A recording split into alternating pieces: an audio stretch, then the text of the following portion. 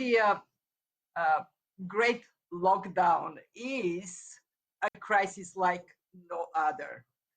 And like the virus hits vulnerable people the hardest, the economic crisis hits vulnerable countries the hardest.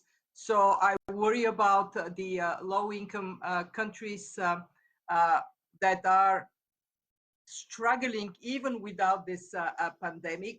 And I worry about economies that have been less prudent in building buffers for hard time.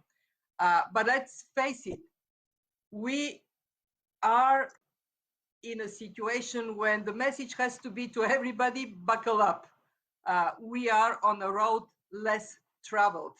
And the best we can do in a situation like this is to learn together, cooperate as much as possible, and those that are stronger do more, so those that are weaker can ride on measures taken elsewhere.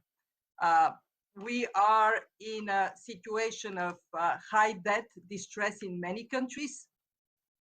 Fortunately, the G20 had the wisdom to very rapidly decide on debt moratorium for low-income countries.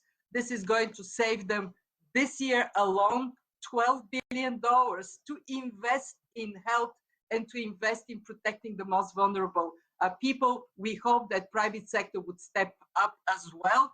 That can add additional $7 billion for these countries. And when I look at the, you're asking me who I worry about, I worry about the informal sector in countries where people live hand to mouth, and lockdown the way we do it in advanced economies is simply not possible.